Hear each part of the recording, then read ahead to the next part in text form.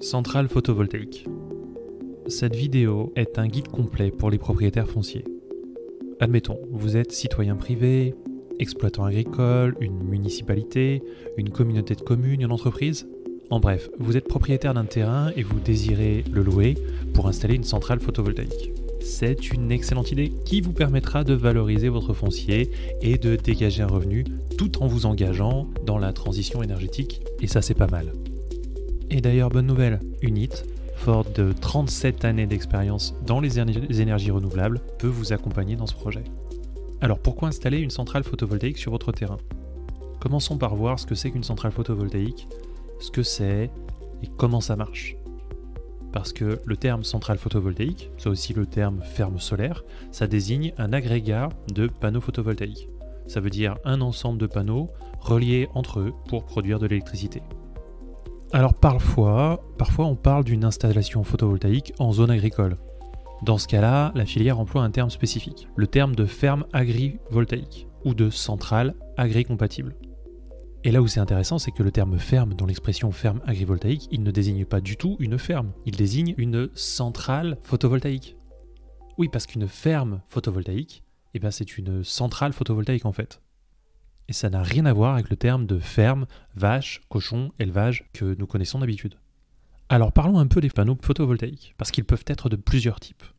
Ils peuvent être fixes, orientés au sud, ou fixés sur des trackers pour suivre la course du soleil. Et dans certains cas, ces panneaux peuvent même être pilotés à distance. Quand ils sont placés dans des structures surélevées, on parle alors d'ombrières photovoltaïques. C'est le cas des ombrières de parking, par exemple, ou des ombrières photovoltaïques en zone agricole qui sont surélevées et espacées pour permettre le passage des animaux d'élevage ou la présence de cultures ou même de matériel de culture. Et puis n'oublions pas le cas du solaire flottant. Ce sont des panneaux solaires qui sont fixés à des flotteurs sur l'eau. Alors reprenons le comment ça marche. C'est la captation du rayonnement solaire, via les panneaux, qui permet de produire du courant électrique continu. Ce courant est ensuite transformé en courant alternatif.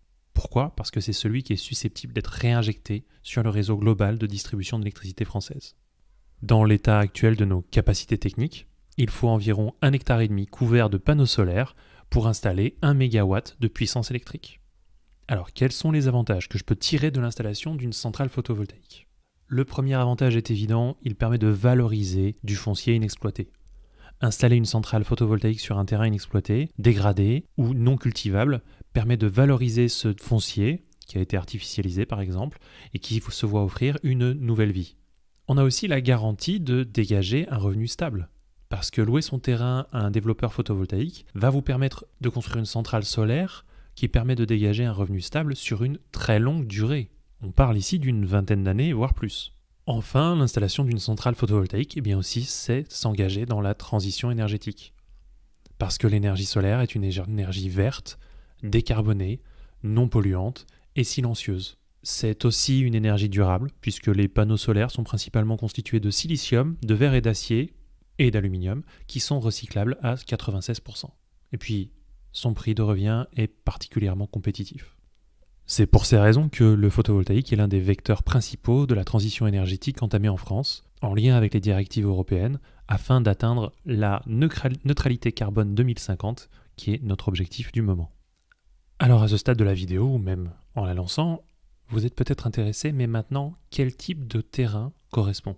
Parce qu'il y a un type de terrain idéal. Et ce type de terrain, c'est un terrain inexploitable, dégradé ou complètement artificialisé, comme les aires de stationnement en zone industrielle ou tertiaire, les gares, les supermarchés, les entreprises, les aéroports, ou les anciennes friches industrielles, les sites pollués, les décharges, les anciennes carrières. Néanmoins, un grand nombre de critères entrent en ligne de compte, et l'idéal c'est de nous contacter afin de discuter avec nos experts pour obtenir une première opinion. Mais un premier critère, plus c'est grand, mieux c'est. Plus la centrale photovoltaïque est grande, plus la production électrique est importante et plus la centrale est viable économiquement. En contrepartie, de nombreux coûts de production sont fixes, comme le raccordement au réseau Enedis ou l'installation de postes techniques, ce qui signifie que plus la surface est grande, plus le coût unitaire en mégawatts va baisser. Donc pour un développeur exploitant comme Unit, qui investit dans la construction de la centrale et se rémunère ensuite sur la vente de l'électricité produite sur 25-30 ans, l'idéal c'est d'installer le plus possible sur une superficie donnée, le plus de puissance possible, afin de produire du kilowattheure le moins cher possible et de le revendre au meilleur prix. Ce que vous pouvez retenir là maintenant, c'est que globalement, les terrains intéressants font une grande taille au-delà de 5 hectares pour des raisons de rentabilité. Autre point intéressant, la distance de raccordement au réseau électrique. Parce qu'à moins que le système ne soit conçu pour fonctionner indépendamment, la centrale photovoltaïque, elle a besoin d'être reliée au réseau général de distribution d'électricité. Cette liaison, elle se fait par des câbles enterrés qui rejoignent le poste de livraison de la centrale et le poste source géré par Enedis ou RTE. Or, raccorder une centrale coûte cher. Pour diminuer ce coût, il est préférable que la centrale soit placée à proximité du réseau général d'électricité. Le rapport le plus communément accepté est de 1 km de distance entre la centrale et le réseau pour 1 km d'hectares exploités. Donc ça fait que pour un terrain de 5 hectares, par exemple, la distance de raccordement acceptable sera de 5 km maximum. Enfin, il y a toute une problématique de conformité des documents administratifs, à savoir le PLU, plan local d'urbanisme, qui doit être consulté avant tout lancement de projet. C'est un document essentiel qui réglemente la construction et précise l'affectation des sols à l'échelle d'une commune ou d'une communauté de communes. Donc il convient de vérifier que l'installation sera conforme, comme prévu, avec de nombreuses lois et directives existantes en France. Les zones littorales, Natura 2000, les zones de protection de faune et de flore, sites classés ou inscrits au titre de monuments historiques, etc., etc. Sans conformité, il est impossible de construire. Et c'est bien normal. Intéressons-nous maintenant à un cas bien particulier, le cas de l'agrivoltaïsme. Le photovoltaïque est compatible avec une pratique d'élevage, ovin, bovin, aviculture, pisciculture, ou à la présence de cultures, comme le maraîchage, l'arboriculture, la viticulture ou les grandes cultures. Ces pratiques d'élevage ou de culture seront placées sous ou entre les panneaux, tout simplement. Alors il y a une définition très stricte de l'agrivoltaïsme. Une installation agrivoltaïque doit apporter un bénéfice direct à la parcelle agricole, amélioration du bien-être animal, protection contre les aléas climatiques, tout en faisant en sorte que l'activité agricole demeure l'activité principale de la parcelle. Lorsque ce n'est pas le cas, on parlera plutôt de solaire agri-compatible. Et dans les deux cas, l'idée demeure de mettre en place une synergie de fonctionnement entre le projet agrivoltaïque ou agri-compatible qui se négocie entre le développeur et le propriétaire exploitant pour intégrer au mieux les contraintes des deux activités. Dans les deux cas, il n'est évidemment pas question de soustraire la terre agricole à sa vocation première qui est la production de nourriture. Alors à ce stade, vous vous demandez peut-être comment ça fonctionne opérationnellement pour se lancer dans un projet aussi ambitieux qu'une centrale photovoltaïque, spécialement bien sûr sur des grands terrains. Eh bien, il faut vous rappeler qu'installer des panneaux solaires sur un grand terrain, c'est un investissement coûteux. Le coût est estimé en moyenne entre 800 000 € et 1 million d'euros par mégawatt installé. C'est pour ça qu'il existe une solution qui est très intéressante, c'est celle de louer votre terrain à Unit, par exemple, pour financer une centrale photovoltaïque.